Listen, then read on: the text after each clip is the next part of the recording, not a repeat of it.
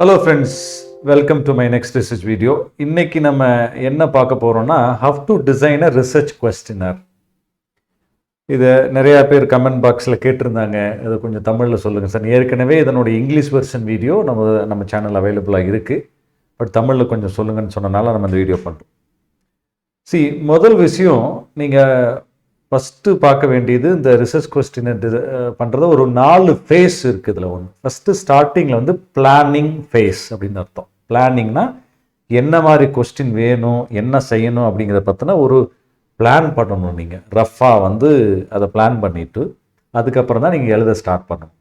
இப்போ இந்த பிளானிங் ஃபேஸில் எதெல்லாம் நீங்கள் மைண்டில் வச்சுட்டு பிளான் பண்ணணும்னு பார்த்தீங்கன்னா, வெரி சிம்பிள். உங்களுடைய ரிசர்ச் அப்ஜெக்டிவ் என்ன அல்லது அப்ஜெக்டிவ்ஸ் என்னவோ அந்த அப்ஜெக்டிவ்ஸை மேட்ச் பண்ணுற மாதிரி தான் கொஸ்டின் இருக்கணும். அதான் மெயின். இப்போ சில நேரங்களில் கொஸ்டின் டெவலப் பண்ணியிருப்பாங்க, பட் அது அவங்க ரிசர்ச் அப்ஜெக்டிவ்ஸ்க்கு நெசசிட்டியாகவே இருக்காது. இப்போ அந்த மாதிரி ஒரு கொஸ்டின் டெவலப் பண்ணி நீங்கள் டேட்டா எடுத்தீங்கன்னா அது உங்கள் ரிசல்ட்டு வந்து மேட்சே ஆகாது. ஸோ அதனால ஃபஸ்ட்டு விஷயம், உங்கள் ரிசர்ச் அப்ஜெக்டிவுக்கும் உங்கள் கொஸ்டினுக்கும் ப்ராப்பராக கனெக்ஷன் இருக்கான்னு பாருங்கள். நம்பர் 1, இது பிளானிங் ஃபேஸில் செக் பண்ணிடணும்.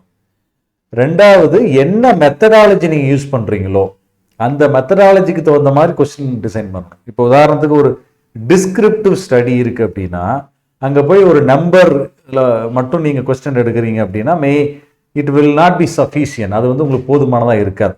இப்போ அதுக்கு என்ன பண்ணணும், என்ன மாதிரி டைப் ஆஃப் கொஸ்டின்ஸ் வந்து 3 டைப் ஆஃப் கொஸ்டின்ஸ் இருக்குது. ஒன்று வந்து நார்மலாக எடுத்துட்டிங்கன்னா லைக்கட் ஸ்கேல், லைக் 1 2 3 4ன்னு இருக்கும். உதாரணத்துக்கு இந்த படம் உங்களுக்கு பிடிச்சிருக்குன்னா 1, நல்லா பிடிச்சிருக்குன்னா 1, சுமாராக பிடிச்சிருக்குன்னா 2, பிடிக்கலைன்னா 3, கேவலமாக இருக்குன்னா 4, சுத்த வேஸ்ட்டுன்னா 5. இந்த மாதிரி ஒரு போட்டுப்போம் பார்த்தீங்கன்னா, லைக்கட் ஸ்கேல்னு பேர். அந்த கொஸ்டினருக்கு பேர் லைக்கட் ஸ்கேல் கொஸ்டின். அப்படின்னா எந்த அளவுக்கு அதை லைக் பண்ணுறீங்க, த்ரூ லீஸ்ட்லேருந்து எக்ஸ்ட்ரீம் வரலும் அதை ஸ்டடி பண்ணுவோம். அது ஒரு வகையான கொஸ்டினர்.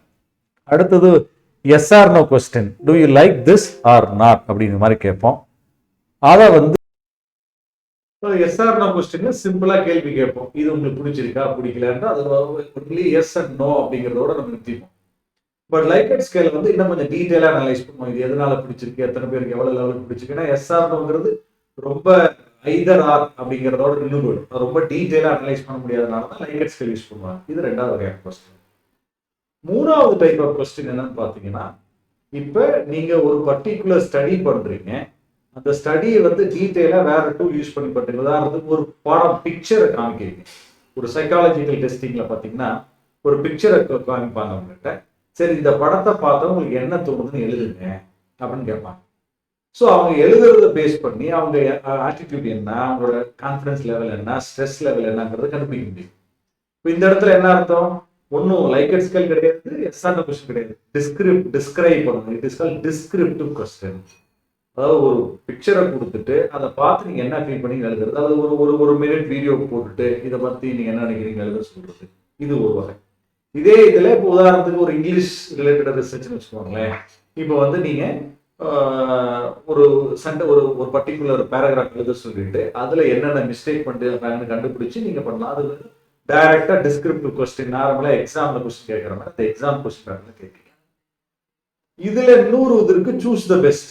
அடுத்த 4வது type of question choose the best. நீங்க 3-4 ஆப்ஷன் கொடுப்பீங்க. ரைட்டான ஆன்சர் ஒரு காமன் எரர் கொடுத்துட்டு அது 3 கொடுத்துட்டு எது சரின்னு எழுத சொல்லுவீங்க. ஸோ இதுல என்னன்னா 2 விஷயம் இருக்குங்க, நல்லா புரிஞ்சுக்கோங்க. ஒரு கொஸ்டின், ஒரு டைப் ஆஃப் கொஸ்டின் வந்து நாலேஜை டெஸ்ட் பண்ணும். அதாவது அந்த ரெஸ்பாண்டன்ட்ங்கிறது அந்த ரிசர்ச்ல பார்ட்டிசிபேட் நாலேஜை டெஸ்ட் பண்ணக்கூடியதான் அந்த டிஸ்கிரிப்டிவ். அதாவது இதை வந்து நீங்க ஒரு உதாரணம் இங்கிலீஷ் எடுத்துக்கோங்களேன். இங்கிலீஷ் கொஸ்டின் கொடுத்துட்டு அவங்க எரரை கண்டுபிடிக்கணும், இந்த நாலேஜ் டெஸ்ட் பண்றது. வேற லைக்கட் ஸ்கேல எஸ் ஆர் நோ டைப்லாம் அவங்களோட ஒப்பீனியனை டெஸ்ட் பண்றது. ஸோ ரிசர்ச் வந்து 2 விதமா இருக்கும். ஒரு ரெஸ்பாண்டோட நாலேஜை டெஸ்ட் பண்ற வகையா அது மாதிரி ஒரு கொஸ்டின்ஸ் இருக்கும். அவங்க நாலேஜை டெஸ்ட் பண்ண மாட்டீங்க, ஜென்ரல் ஒப்பீனியன், அவங்க பெர்செப்ஷனை டெஸ்ட் பண்றீங்க. சும்மா சைக்காலஜிக்கலா அவங்க என்ன எப்படி இருக்காங்கன்னு அனலைஸ் பண்றாங்க. அது 2வது வகையான கொஸ்டின். இப்ப நாலேஜை டெஸ்ட் பண்ற கொஸ்டின் வேற மாதிரி இருக்கும், ஒப்பீனியன் டெஸ்ட் பண்ற கொஸ்டின் வேற மாதிரி இருக்கும். எக்ஸாம்பிள் சொல்லிட்டேன், Likert scale and yes or no type எல்லாம் வந்து ஒப்பீனியன் ரிலேட்டடா இருக்கும். இப்ப இந்த பிக்சர் கொடுத்து எழுத சொல்றது சைக்காலஜியில வந்து ஒப்பீனியன் பத்தியும் கண்டுபிடிப்பாங்க. அதே பிக்சர் கொடுத்துட்டு ஒரு பேராகிராஃப் எழுதுங்க அல்லது வந்து ஒரு எரர் காமன் எரர் கொஸ்டின் கொடுத்துட்டு சூஸ் த பெஸ்ட் கொடுக்குறாங்கன்னா நாலேஜ் டெஸ்ட் பண்ணுவாங்க. அப்ப இதுல உங்க ரிசர்ச் ஒப்பீனியனை டெஸ்ட் பண்ணுறதா நாலேஜை டெஸ்ட் பண்ணுறதான்னு பார்த்துக்கிட்டு அதுக்கு தகுந்த மாதிரி கொஸ்டின் ரெடி பண்ணுவோம். இது புரிஞ்சுக்கணும். 2 வெரைட்டியில் எதுக்கு நம்ம முடிவு பண்ணிக்கணும். Next third face. இது ஃபர்ஸ்ட் ஃபேஸ். செகண்ட் ஃபேஸ் முடிஞ்சு மூணாவது வந்து முதல்ல பிளானிங் பண்ணிட்டீங்க, என்ன டைப் ஆஃப் கொஸ்டின் டிசைட் பண்ணிட்டீங்க. மூணாவது இப்போ கொஸ்டின் ஃப்ரேம் பண்ணுறீங்க. இப்போ கொஸ்டின் இப்போ ஃப்ரேம் பண்ணுறப்ப எவ்வளோ நம்பர் ஆஃப் கொஸ்டின்ஸ் உங்களுக்கு வேணும் அதை டிசைட் பண்ணணும். உதாரணத்துக்கு சில பேர் 10 மட்டும் வச்சிருப்பாங்க, 20 வச்சிருப்பாங்க, 30, 40, 50. இதுல ரொம்ப முக்கியமானது என்னன்னா, எஸ்பெஷலி பிஎஸ்டி ரிசர்ச்சை பொறுத்த வரைக்கும் ரொம்ப அதிகமான கொஸ்டின்ஸ் வச்சீங்கன்னா ப்ராப்பர் ரெஸ்பான்ஸ் உங்களுக்கு கிடைக்காது. ஏன்னா யாருக்குமே பொறுமை கிடையாது. நீங்க ஒரு 50 கொஸ்டின் கொடுக்குறீங்கன்னா யார் உட்காந்து ஃபில் பண்ணிட்டு இருப்பாங்க. ப்ராபபிளி நீங்க வந்து நாலேஜ் டெஸ்ட் பண்ற கொஸ்டின் ஒரு பர்டிகுலர் காலேஜ் ஸ்டூடெண்ட்ஸ் வந்து சாம்பிளா எடுக்கிறீங்க, அவங்களுக்கு போய் ஒரு டெஸ்ட் நடத்துறீங்கன்னா maybe they may sit and do. But அதெல்லாம் இல்லாம ஜென்ரலா ஒரு ஆன்லைன்ல ஃப்ளோட் பண்ணி நீங்க ஒப்பீனியன் வாங்க போறீங்க அப்படின்னா நிறைய கொஸ்டின்ஸ் இருந்ததுன்னா கண்டிப்பா ஃபில் பண்ண மாட்டாங்க. அதனால கூடுமானவர்கள் எவ்வளோ குறைச்சனா அந்த விஷயத்தை வந்து இம்பாக்ட்ஃபுல்லா நீங்க வாங்க முடியும் பார்க்கணும். அது மூணாவது விஷயம். அதாவது length of question it should be at minimal level. ஏன்னா அப்பதான் அவங்க வந்து நமக்கு ரெஸ்பாண்ட் பண்ணுவாங்க. அடுத்தது இந்த கொஸ்டின்ஸை வந்து நீங்க கேரி அவுட் பண்ணக்கூடிய சூழ்நிலை எப்படி இருக்கும். உதாரணத்துக்கு நாலேஜ் டெஸ்ட் பண்றதுன்னா நீங்க அந்த இடத்துக்கு போறீங்க, ஒரு காலேஜில் கனெக்ட் பண்றீங்கன்னா அது must prepare the respondent first. எடுத்தோட போய் கொஸ்டின் கொடுத்து எழுத சொல்லக்கூடாது. முதல்ல அவங்களுக்கு ப்ரீஃப் பண்ணிட்டு இது என்ன டெஸ்ட் ஏன் பண்றோம் அப்படிங்கலாம் ப்ரீஃப் பண்ணிட்டு அவங்க மென்டலி ப்ரிப்பேர் பண்ணிட்டு அதுக்கப்புறம் நீங்க டெஸ்ட் வச்சா மட்டும்தான் அந்த கொஸ்டினர் வந்து ரிலேயபிளான டேட்டாவை உங்களுக்கு எடுத்து தரும், இல்லைன்னா எடுக்காது. ஏன்னா அவங்க இன்ட்ரெஸ்டே இல்லைன்னு வச்சுக்கோங்களேன், எப்படி எழுதுவாங்க, சும்மா பேருக்கு ஏதோ ஒரு டிக் பண்ணி கொடுத்துருவாங்க. அப்படி கொடுத்தா வேலிடிட்டி ரிலேயபிலிட்டி நான் அடுத்து சொல்ல போறது, அது செக் பண்றப்ப அது கரெக்டாக வராது. ஸோ இதை வந்து தெளிவாக புரிஞ்சுக்கோங்க. கொஸ்டின்ஸ் மினிமலாக இருக்கட்டும். நீங்கள் போய் ஒருவேளை இன்பர்சனாக கொஸ்டின் கொடுத்து நீங்கள் நடத்துறீங்கன்னா அவங்க ப்ராப்பராக ப்ரீஃப் பண்ணிட்டு அவங்க முதல்ல மென்டலி ப்ரிப்பேர் பண்ணிட்டு அதுக்கப்புறம் இருக்குது. அது அடுத்த ஃபேஸ். நெக்ஸ்ட் ஃபேஸ் என்ன அப்படின்னு பார்த்துட்டீங்கன்னா, இப்போ நீங்கள் நடத்தி முடிச்சிட்டீங்க அப்படின்னா எடுத்தோன்னா கொஸ்டின் ரெடி பண்ணிட்டீங்கன்னா ஒரு ரஃப் டிராஃப்ட் கொஸ்டின் ரெடி பண்ணி குறைஞ்சது ஒரு தடவைலேருந்து 3 முறை அந்த கொஸ்டின் நீங்கள் ரிவைஸ் பண்ணணும். ஃபர்ஸ்ட் ஒரு ரஃபாக எழுதணும், அப்புறம் மறுபடியும் ரிவைஸ் பண்ணிட்டே இருக்கணும். அதுக்கப்புறம் உங்கள் ஃப்ரெண்ட்ஸ் கொடுத்து மேபி செக் பண்ண சொல்லலாம். கைடுகிட்ட போயிட்டு ஃபைனல் பண்ணுறதுக்கு முன்னாடி இத்தனை வேலைகள் பண்ணிட்டு கைடு கொடுக்கலாம், அவர் ஒரு தடவை செக் பண்ணி கொடுப்பார். இந்த கொஸ்டினர் நீங்கள் அப்லோட் பண்ணுறதுக்கு முன்னாடி ஒரு ஃபுல் கொஸ்டினரை நீங்கள் வந்து ஒரிஜினல் டேட்டா கலெக்ட் பண்ணுறதுக்கு முன்னாடி ஒரு சாம்பிள், ஒரு உதாரணத்துக்கு 100 பேர் உங்களோட சாம்பிள் வந்து 200 பேர்னு வச்சுக்கோங்க. எடுத்தோன்னே 200 பேர்ட்ட போய் கொடுக்குறதுக்கு பதிலாக முதல்ல ஒரு 10 பேரை செலக்ட் பண்ணி அந்த கொஸ்டினை கொடுத்து அவங்களுக்கு பெர்ஃபார்ம் பண்ண சொல்லுங்க. மேபி லைக் இட் ஸ்கேலாக இருக்கட்டும், ஓப்பன் எண்டட் கொஸ்டினாக இருக்கட்டும், அல்லது சூஸ் த பெஸ்ட் என்ன இதுவாக இருந்தாலும் 10 பேரை கொடுத்து அவங்க பண்ண சொல்லுங்க. அவங்க பண்ணி முடிச்சதுக்கு அப்புறம் அந்த ரெஸ்பான்ஸை பேஸ் பண்ணி நீங்க வந்து அனலைஸ் பண்ண முடியும் எந்த கொஸ்டின் கரெக்டாக இருக்கு, ஒருவேளை அந்த கொஸ்டின் தேவையில்லையா அல்லது தேவையில்லையான்னு கேட்கலாம். ஒன்று, அது அவங்களோட ஆன்சரை பொறுத்து நீங்க கண்டுபிடிக்க முடியும். ரெண்டாவது, அவங்ககிட்ட பேசலாம், இல்லை ஏதாவது எல்லா கொஸ்டினும் தெளிவாக புரியுதா, கரெக்டாக எழுத முடியுதா, அவங்களோட ஃபீட்பேக் எடுத்துட்டு அவங்க ஃபீட்பேக் தகுந்த மாதிரி சில கொஸ்டினை மாடிஃபை பண்ணலாம். ஒருவேளை சிலது ரெடண்டன்ட் தேவையில்லாமல் ரெப்படேட்டிவாக இருக்குது அந்த கொஸ்டின் மூவ் பண்ணிட்டு ஃபைனலாக ப்ராப்பராக வந்து கட் ஷார்ட் பண்ணி ஃபைன் டியூன் பண்ணதுக்கு அப்புறம் கொஸ்டின் ரெடி பண்ணி அதை தான் நீங்கள் full original length of PST research use பண்ணணும். ஏன்னா நீங்கள் பைலட் ஒரு 10 பேருக்கு கொடுத்து பைலட் பண்ணி செக் பண்ணலைன்னா நாளைக்கு 200 பேர்ட்ட கொடுத்து செக் பண்ணதுக்கு அப்புறம் நிறைய மிஸ் ஆகுதுன்னா உங்களுக்கு நாள் திருப்பி அதை கனெக்ட் பண்ண முடியாது. அது வெலுமினஸ் ஒர்க். அதனால 10 பேர், நான் சொல்றது உதாரணத்துக்கு 200 பேர்னா at least 10% of that population 5% population கொடுத்து வெரிஃபை பண்ணி செக் பண்ணிட்டு அதனுடைய டீடைல்ஸ் அவங்களுடைய ஃபீட்பேக் மூலியமா அதை இன்கார்பரேட் பண்ணி ஃபீட்பேக் வந்து உங்க கொஸ்டின் இன்கார்பரேட் பண்ணிட்டு அதுக்கப்புறம் ஃபர்தர் கொஸ்டின் டெவலப் பண்ணலாம். ஃபர்தரா ஃபைன் டியூன் பண்ணி ஃபைனல் கொஸ்டின் ரெடி பண்ணிட்டு அதை வந்து நீங்க அப்லோட் பண்ணலாம்னா கொடுத்து போய் நடத்தலாம்.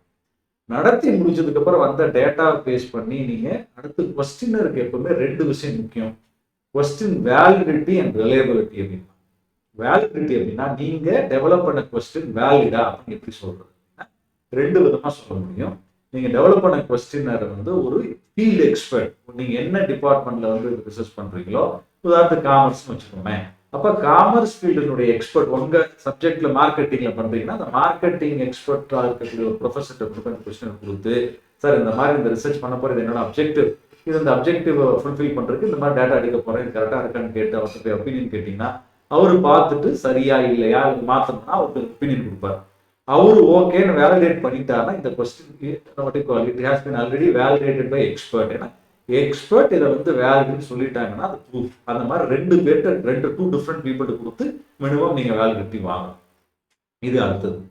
அதுக்கு அடுத்தபடியா நீங்க வந்த ஸ்கோர் பேஸ் பண்ணி கூட வேலிடிட்டி செக் பண்ண முடியும். அப்படின்னா நீங்க ஒரு ஸ்கோர் வருது, உதாரணத்துக்கு நம்ம நாலேஜ் டெஸ்டிங் எடுத்துக்கோம்.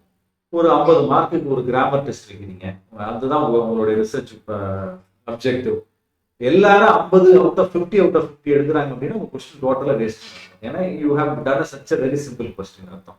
இல்ல எல்லாருமே வெறும் 10, 12, 5, 6ன்னு ரொம்ப 10 கீழே எடுக்கிறாங்கன்னா அது ரொம்ப ரொம்ப டஃப்பா அட்வான்ஸ் லெவல்ல டெஸ்ட் பண்ண வேண்டியதை இவங்ககிட்ட கொடுத்துருக்கீங்க. அப்ப ஆவரேஜா எப்படி இருக்குன்னா அது மேபி ஒருத்தர் 2 பேர் 10ல இருக்கலாம், ஒரு 5 பேர் 6 பேர் 20ல இருக்கலாம், 30ல ஒரு 10, 20 பேர் இருக்கலாம், 40ல ஒரு 5, 10 பேர் இருக்கலாம், 50ல 40 to 50ல ஒரு 10, 20 பேர். அதாவது நீங்க எடுத்துக்கிற டோட்டல் சாம்பிளுமே எல்லா இடத்துலையும் ஈக்குவலா டிஸ்ட்ரிபியூட் ஆகணும்.